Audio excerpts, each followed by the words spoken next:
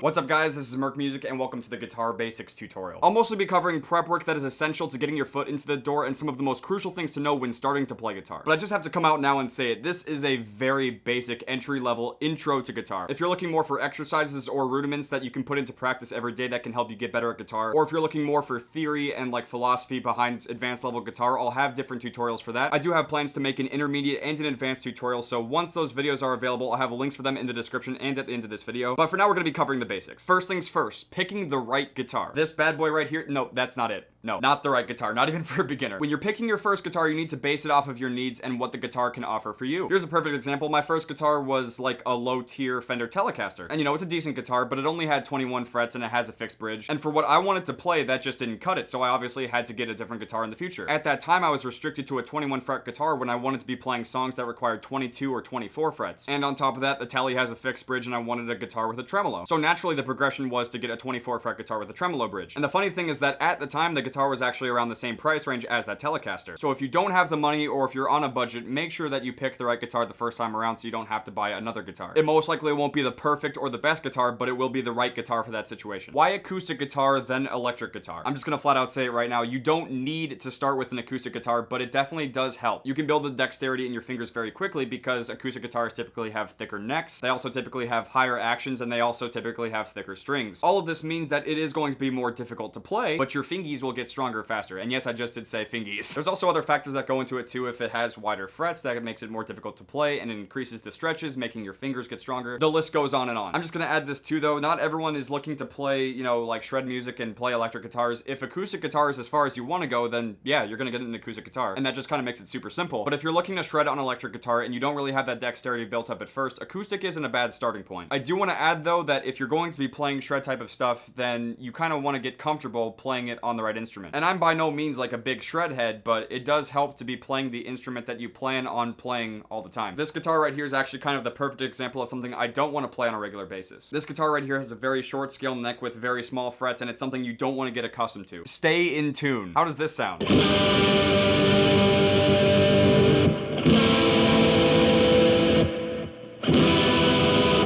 god, okay, that's enough. Very sharp. Very sharp. This guitar will sound gross no matter what, but tuning does help.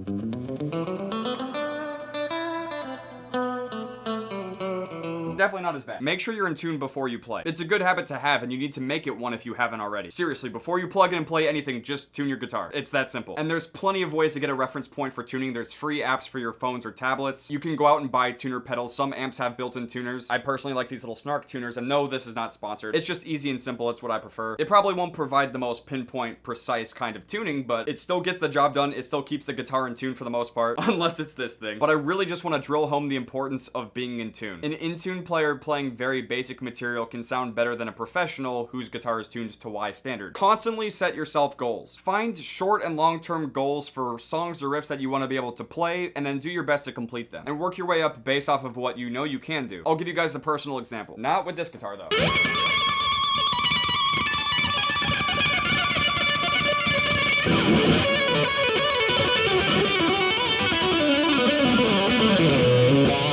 So that example right there was the first part of the solo for Joe Satriani's Surfing with the Alien. And ultimately what I did is I used that solo to actually just build up my technique. I took something like...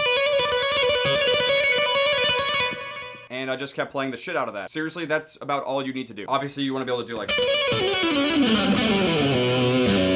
but that all comes with time, and seriously, that took months of playing to be able to get that first legato part down, and then ultimately descend.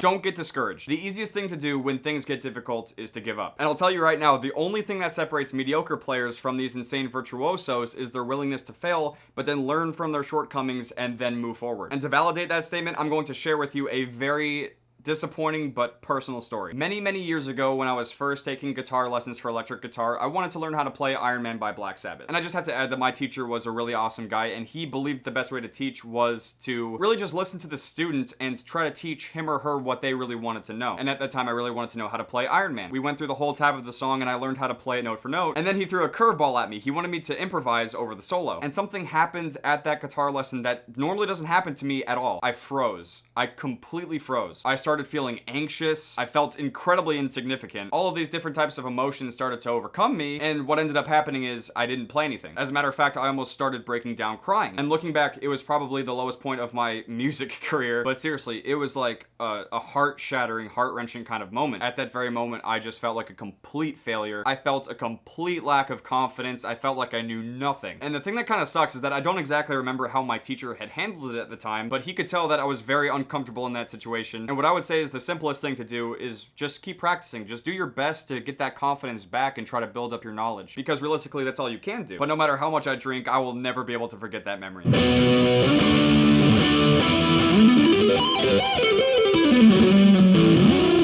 Celebrate the small victories and have fun. Every time you are able to play a certain riff or a new song that you have been struggling with, but you now are able to play, celebrate that shit. And have fun with it too. It's very easy to stress out when things don't go according to plan. One of the best things about playing guitar is how expressive and how human the instrument sounds. And that means that your playing is prone to the human condition known as imperfection. So don't sweat about not being able to play something perfectly every single time. It's what gives guitar its character. At the same time though, we should all strive for perfection. Because the expressiveness and the humanness of guitar is not an excuse to play like shit. But yeah, thank you guys very much for watching. I hope you guys enjoyed this basic guitar tutorial. If you guys did it and you'd like to see some more guitar tutorials, make sure to drop a like. And if you guys do want to watch more guitar tutorials that will kind of rise above this intro, basic level type of guitar playing, I'm going to have an intermediate tutorial right here, and I'll have an advanced tutorial right here.